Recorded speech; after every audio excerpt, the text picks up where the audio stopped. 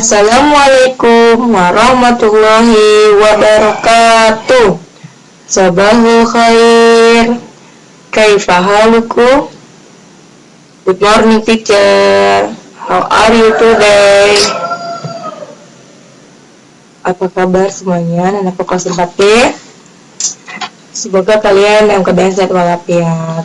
Hari ini kita akan belajar subtema 3, subtema 1, pembelajaran 1. Sebelum kita mulai pelajaran, mari kita sama-sama mengucapkan lafaz Bismillahirrahmanirrahim. Nah, yang kita akan pelajari yang pertama, tema 3 tentang peduli terhadap makhluk hidup, subtema 1 hewan dan tumbuhan di lingkungan rumahku. Yang pertama kita akan belajar tentang bahasa Indonesia pada 3.3 dan 4.3 tentang persiapan wawancara. Wawancara apa sih? Nah, wawancara adalah tanya jawab dengan seorang untuk diminta pendapatnya mengenai suatu hal. Orang yang mewawancarai disebut dengan pewawancara, dan orang yang mewawancarai disebut dengan narasumber.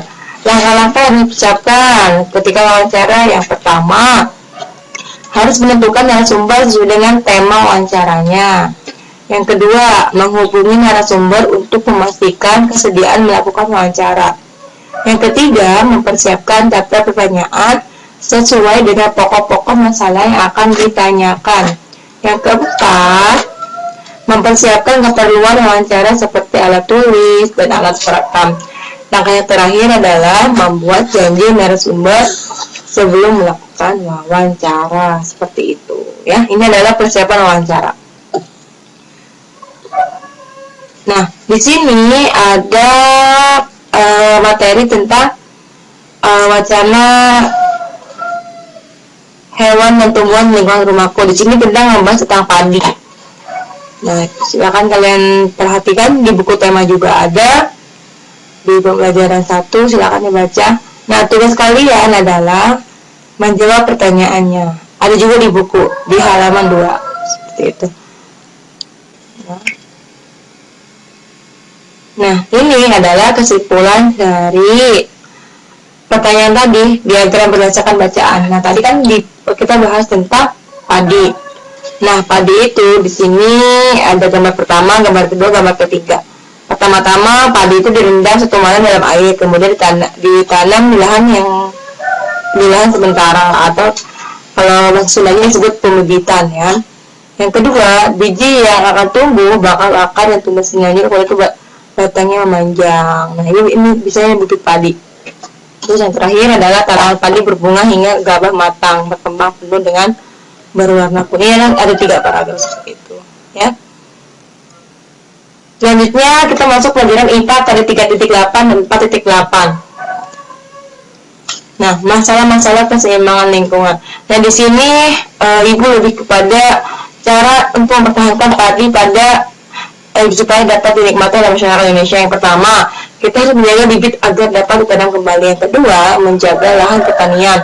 Jangan sampai lahan digunakan untuk kebutuhan lainnya, misalnya dijadikan untuk mendirikan bangunan. Yang ketiga adalah menjaga lingkungan sekitar. Sampah akan menyebabkan banjir. Apabila terjadi banjir, maka tanaman padi tidak akan tumbuh. Langkah yang keempat adalah saluran air dijaga agar tetap mengalir. Dan yang terakhir adalah penggunaan beras yang tidak berlebihan. Supaya apa? Supaya ketersediaan padi atau beras itu tidak habis, ya. Selanjutnya kita masuk ke pembelajaran IPS pada 3.1 dan 4.1 tentang sumber daya alam di lingkungan sekitar. Nah, di sini kita akan membahas tentang masyarakat yang ada di dataran pantai, dataran rendah, dan dataran tinggi. Yang pertama, dataran pantai. Pantai apa sih? Pantai adalah daerah yang berbatasan langsung dengan laut. Pantai ada yang landai dan ada yang terjal. Nah, ini untuk pantai, untuk warga sekitar pantai itu biasanya mata pencahariannya itu ini ada contoh sebagai nelayan dan sebagai petani garam. Selain itu banyak juga ya profesinya, mungkin ada yang di bidang pariwisata, ada yang di bidang jasa, dan yang sebagainya seperti itu. Selanjutnya ada masyarakat yang tinggal di dataran tinggi. Dataran tinggi adalah dataran permukaan bumi yang ketinggiannya 500 meter di atas permukaan laut. Nah, biasanya udara itu sejuk, tanahnya subur, dan itu cocok untuk menjadi perkebunan teh, perkebunan yang lainnya, dan bisa juga dijadikan tempat objek wisata. Nah, ada juga yang masyarakat yang tinggal di dataran rendah. Dataran rendah adalah permukaan yang datar dan yang ketinggian kurang dari 100 meter dari permukaan laut.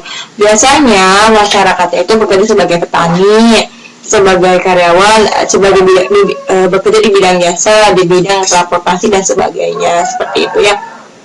Jadi alam itu mempengaruhi aktivitas masyarakatnya, baik kesehariannya maupun dalam pekerjaannya, seperti itu ya.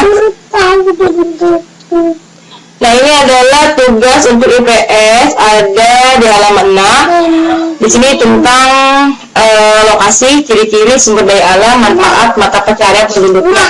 Di situ ada daerah pantai, dataran tinggi dan dataran rendah, seperti itu. Ya, baik anak-anakku, materi kita hari ini dicukupkan. Mari kita bersama-sama mengucapkan alhamdulillahirabbil alamin. Terima kasih. Wassalamualaikum warahmatullahi wabarakatuh.